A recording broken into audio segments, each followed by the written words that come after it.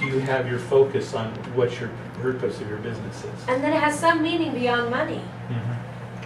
And that's Yeah, it's a Schultz, I service. can't say his name. That's his whole point, which anyway, so this education thing, we've been educated in going after things for material gain and for being able to provide for ourselves and to be employed, which is another thing. That's the she whole reason talked for about. education, right? So That we've education is had for that Yeah. banged into us since we were in So first you get grade. You employed. have to go to Yeah, college it's so for that the you can make job money. market, not for liberty, and which is the whole basis, the whole meaning And I of guess liberty is liber, right? And we know of that.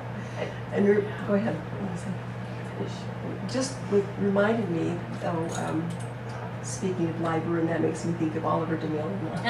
That's You remember, right, his too. story, how he got spun into looking at the principles of true education. You hear the story just really briefly. He was at the end of his senior year at BYU, and tell this more accurately if you remember. He studied this at the same place in the Marriott, not the Marriott Library, whatever the library is, the library there. And towards the very end of the year, he remembered looking up on a shelf, and there was the complete works of William Shakespeare, and it just hit him. I'm graduating from BYU and have not read Shakespeare. Huh. But he plunged into graduate school, and towards the end of graduate school, he's sitting in the same place, and he suddenly one day he looked up and he went, I still have not studied the complete works of Shakespeare, which is the basis of our language, and it connects us to the Bible and all that. So not just you have come through BYU going, this hasn't been a complete education, not to slam BYU, it is no, the I'm model not. Yeah, I'm just of saying that's our today. public higher education, right?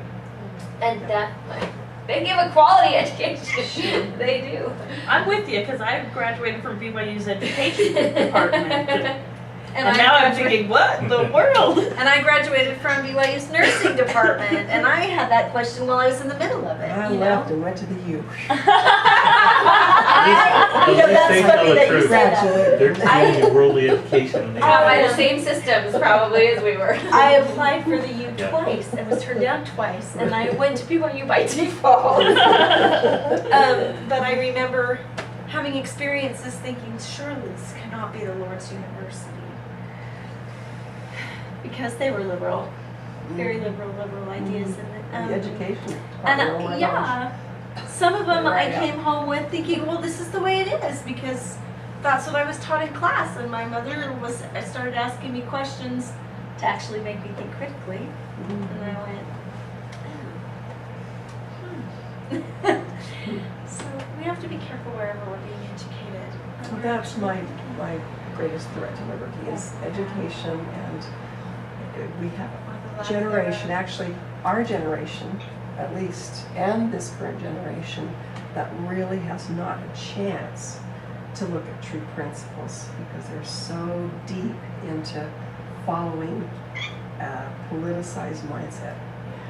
I mean, on every topic from climate to what family means, and you should have a job in life or a mission in life, What actually happened in history. Yeah, true history. Because to not teach principles, they have to not teach true To history. not teach about No, our they teach- heroes. They teach No. dates Exactly. and facts. Those are principles. Yeah, best. Yeah. And then current events. Yeah. Because our founders lived principles, and so you can't really talk about them at all without That's right. talking about principles. The ones Audrey mentions in the lecture, she talks about 4 threats to liberty and asks questions about them. She claimed these 4: decrease in ownership, universal suffrage, that you just basically have to turn a certain age and be a citizen maybe, and then you can vote. And she posed the question that I thought was interesting. She said, maybe we should just talk about it. I'm not saying one thing or another should be the rule. I'm just saying, should we maybe reconsider that we just let everyone vote?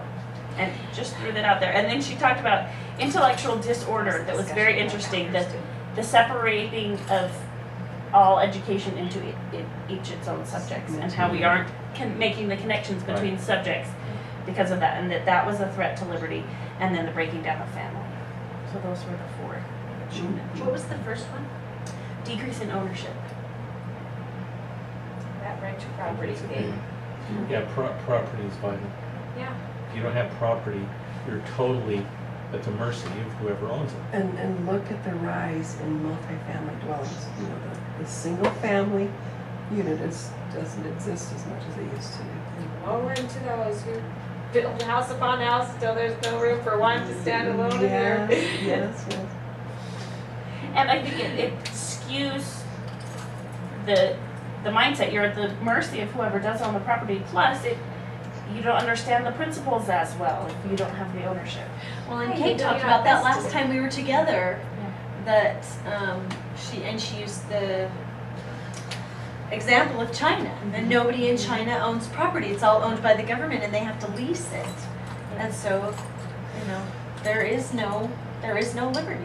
Jefferson talked about it, and we can give the source, but Jefferson talked about, one of the reasons that the President of the United States has to be born here is that there's something about having your hands in the soil of the country that you were born in, and you feel you get it, in your inner being if you have ownership and you've sweated over this land. We saw this is totally off the subject. We saw a bumper sticker on at Orem Festival. What do they call that? Days that they just had, Summerfest. On the back of the truck as we were walking to the parade that said, "Don't blame me, I voted for the American." I had to throw that in when you talk about me having to be a citizen of this country. Yeah. Yeah. Okay, and tell me the last one again. I don't write fast enough. Oh, that's okay. I don't either. Breaking down on the family. Oh, okay. And that's the one, actually, they're working on all of them, aren't they? Can we go back to that first one, ownership, and get back to something Landon said right at the beginning? Because I think his question, his statement, is pretty much the general gut feeling that people had about that smoking bill. It's smoking in cars because you hurt other people. The reason it was, and children, what are you going to do? But the reason it was voted down was that it came back to ownership and private property, right? That it's the extent. I think we discussed Your this. car is The your car is private it's property. an extension of your home, and if the government can rule what you do in your car, you better watch out. They'll be ruling about your home. So that, I don't know. Still, emotionally, you think. You had a lot of discussions about that with Dana, and I don't know, how did she end? She eventually ended up. She voted. Well, I guess we did, huh? She voted against it.